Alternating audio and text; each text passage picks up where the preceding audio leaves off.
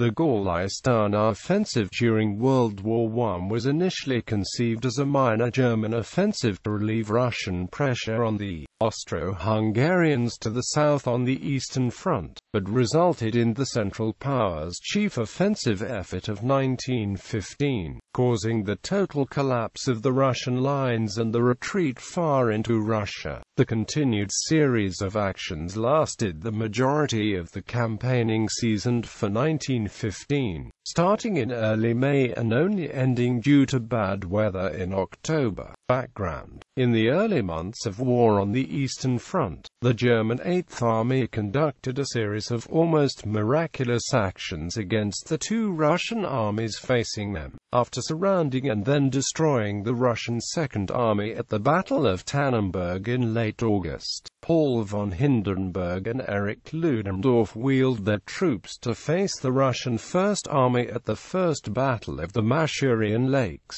almost destroying them before they reached the protection of their own fortresses as they retreated across the border. When these actions petered out in late September, much of two Russian armies had been destroyed, and all Russian forces had been ejected from the Masurian Lakes area of modern northeast Poland after losing almost 200,000 killed or captured soldiers. The Russians did far better in the south, where they faced the Austro-Hungarians, who mobilized more rapidly and started their own offensive in late August from Galicia, the province in partitioned Poland, initially pushing the Russians back into what is now central Poland. However, a well-executed Russian counterstroke in late September, when they had brought more men to the front, pushed their enemy back over their own borders in disarray, leaving a large garrison besieged in the fortress city of Przemysl. The Germans came to their aid by forming a new Ninth Army which advanced from German Silesia into Poland in the Battle of the Vistula River. Although initially successful, the attack eventually petered out and the Germans returned to the starting points,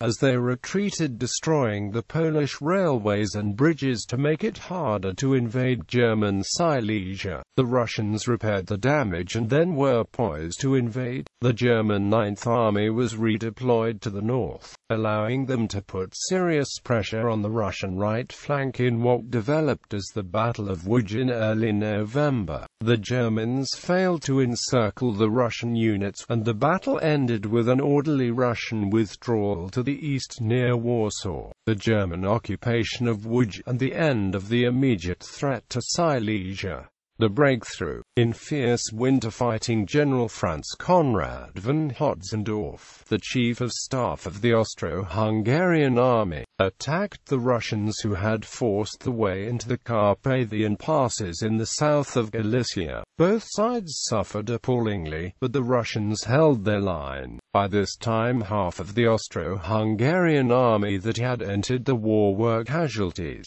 Conrad pleaded for additional German reinforcements to hold the passes. German Chief of Staff Erich von Falkenhayn refused, but in April 1915, Conrad threatened a separate peace if the Germans would not help. Conrad and Falkenhayn met and planned a joint strike on the Russian left flank at the far southern end of the Eastern Front, in the Gorlice-Tarnów front, 130 kilometers southeast of Kraków. A successful advance from the would force the Russians to retreat from the passes to save themselves from being cut off. German intelligence detected no signs of an imminent Allied attack on the Western Front. Moreover, the field army was still growing. They were removing an infantry regiment from each division, leaving them with only 3, but not reducing the numbers of essential divisional specialists, a better allocation of forces for an artillery war. Each reconfigured division was reinforced with 2,400 new men, recruited since the outbreak of the war, who were dispersed among the veterans. The released infantry regiments were formed into 14 new reserve divisions.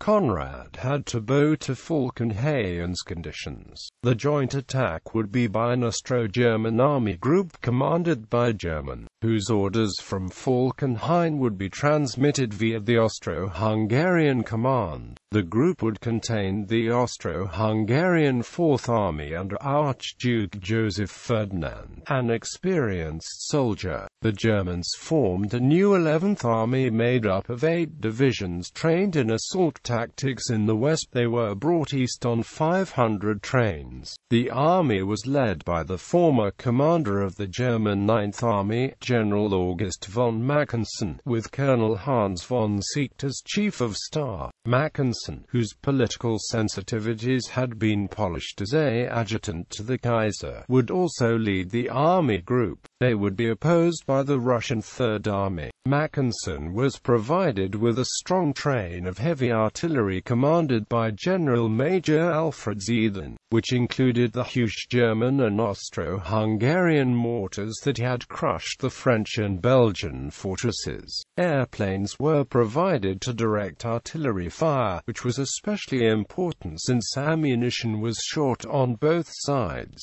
Only 30,000 shells could be stockpiled for the attack. Another significant plus was the German field telephone service, which advanced with the attackers, thereby enabling frontline observers to direct artillery fire, to increase the mobility on the poor roads. Each German division was provided with 200 light Austro-Hungarian wagons with drivers. Falkenhayn moved German Supreme Headquarters to place in Silesia, an hour's drive from Austrian headquarters. To prevent spying, the local inhabitants were moved out of the build-up area. In the north, the German 9th and 10th Armies made diversionary attacks that threatened Riga. On the 22nd of April, the Germans launched the first poison gas attack near Ypres, divulging what might have been a decisive weapon merely to distract the Allies in the west. Mackensen had 10 infantry and 1 cavalry divisions along the 42 kilometers length of the breakthrough sector, facing 5 Russian divisions. The Russians on the front that would be attacked had 4 guns. One burst as soon as the battle began. The Russian Supreme Commander, the Grand Duke Nicholas Nikolaevich, learned that Germans had arrived on the flank but did not make a counter-move. On the 1st of May, the Central Powers artillery opened harassing fire, zeroing in the guns. The following morning at 06:00 they began a sustained bombardment. At 09:00 the heavy howitzers joined in. The huge mortar shells were especially terrifying. The blast killed men tens of meters from the explosion. The Russian fortifications were more ditches than trenches, so they were easily smashed and the feeble barbed wire belts torn apart by howitzers firing high explosive. At 1000 the Austro-German infantry attacked in thick skirmishing lines. Mackensen's orders were for his entire front to move forward as one, regardless of local opposition. Each unit was set a minimum distance to advance each day. If a machine gun held them up, a field gun was brought up to smash it. When driven back, the Russians almost invariably counterattacked in thick masses, only adding to the losses.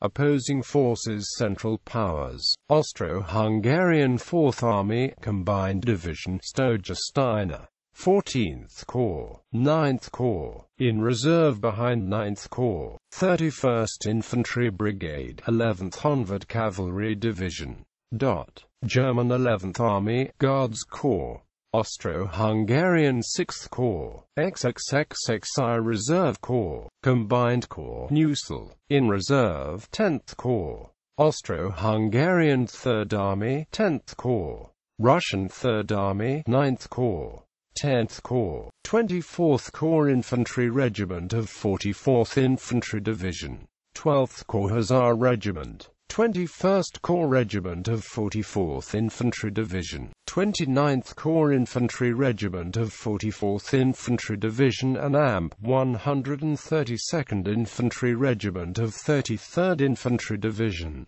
11th Cavalry Division.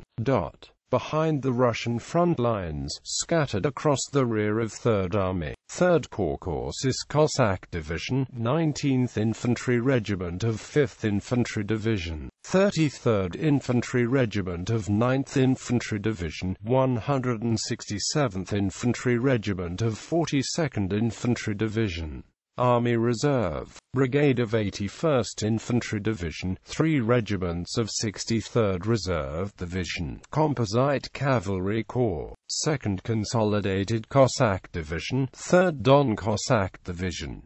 Driving onward, Raid Code Dmitriju quickly sent 2 divisions to stem the Austro-German breakthrough, but they were utterly annihilated before they could even report back to headquarters. For the Russian point of view, both divisions simply disappeared from the map. On the 3rd of May, the Grand Duke Nicholas was sufficiently concerned to provide 3 additional divisions and to authorize a limited withdrawal. The attackers surmounted the first major geographical obstacle, the Wisloka River, on a captured bridge. By the 5th of May, the attackers were through the 3 trench lines that had opposed them. By the 9th of May, they had reached all assigned objectives. Grand Duke Nicholas permitted a limited withdrawal but rejected advice to construct a well-fortified position well in the rear and then to pull back to it. Now the Russian counterattacks were often by green levies, some armed only with grenades or wooden clubs. The Austro-Hungarian 3rd and 4th Armies pressed forward in the Carpathian passes. The Russians retreated before them while they still might. On the 12th of May, a conference at Pless decided that Mackensen should continue to advance to the San River and take bridgeheads on the east bank. Sustaining the attack required meticulous organization, relieving surviving but worn-out infantry, moving forward artillery, ammunition, and all other supplies along roads and rail lines that had to be repaired as they advanced. Each new assault followed the pattern of the first. A hail of artillery fire blasted a passageway for the infantry. When Army Group Mackensen reached the San, his front was more than 150 kilometers from his railheads, as far as they could go until the newly reconquered railways were operating again. Once this was done, they established bridgeheads over the San on the 16th of May. On the east bank, the old city of Przemysl was surrounded by 44 forts. After a prolonged siege, its Austro-Hungarian defenders had surrendered it for a second time on the 22nd of March. On the 30th of May, 11th German Army's artillery began to duel with the guns in the forts. The huge mortars easily smashed the concrete. On the 1st of June, the infantry occupied 3 large forts. A Russian counterattack failed. 2 days later, the victors marched into Przemysl. The Austro-Hungarian troops were cheered exuberantly by its citizens, and the triumph triggered high-spirited celebrations throughout Austro-Hungary. The same day, the Austrian 4th and 7th Armies struck the flank of the Russian 11th Army, driving for the river Dniester. Falkenhayn provided replacements to bring the depleted 11th Army ranks back close to their initial strength. The Russians also reinforced the defenders. Lemberg, the Galician capital, was set as the next objective, 100 kilometers further east. An attack on the 13th of June sent the Russians into a headlong retreat, and on the 21st of June the Grand Duke Nicholas ordered them to abandon Galicia. On the 22nd of June, Mackensen's Austro-Hungarians entered Lemberg after an advance of 310 kilometers, an average rate of 5.8 kilometers per day. The Galician oil fields, crucial for the German Navy, were soon back in production, and 480,000 tons of badly needed oil was captured. The Russian Third Army left about 140,000 prisoners in enemy hands, and almost ceased to exist as a fighting unit. The Third Caucasian Corps, for example, brought up to establishment of 40,000 men in April, was reduced to 8,000. It was thrown into the battle on the San against the Austrian First Army, and succeeded in taking some 6,000 prisoners and 9 guns, but one of the divisions was down to 900 men by the 19th of May. Aftermath. Proposed that now the 11th Army should advance north towards Brest-Litovsk, with the flanks shielded by the rivers Vistula and Bug. Hindenburg and Ludendorff agreed and proposed that simultaneously the 10th and a new Niemann Army should take Kovno and then drive toward Vilna. With the Germans in both Vilna and Brest, all the major railway lines from Poland to Russia would be cut. The Russian army in the Polish salient would be snared in a pocket. Such a massive defeat might bring peace. Falkenhayn decided that this bold plan exceeded the means and instead ordered frontal attacks all along the present front in Poland. The Grand Duke Nicholas issued orders which yielded to the pressure step by evacuating both Galicia and the Polish salient to straighten out the front line, hoping to buy the time needed to acquire the weapons they so desperately needed. For instance, 300,000 rifles. This enormous movement is known as the Great Retreat of 1915. Warsaw was evacuated and fell on the 5th of August to the new 12th German Army. At the end of the month, Poland was entirely in Austro-German hands. The victors asked the Danes to offer to host a peace conference. Tsar Nicholas refused to participate. He had pledged his allies not to make a separate peace. Mackensen continued to lead Austro-German armies throughout the war, first conquering Serbia and then occupying Romania. The Tsar himself replaced the Grand Duke Nicholas as supreme commander.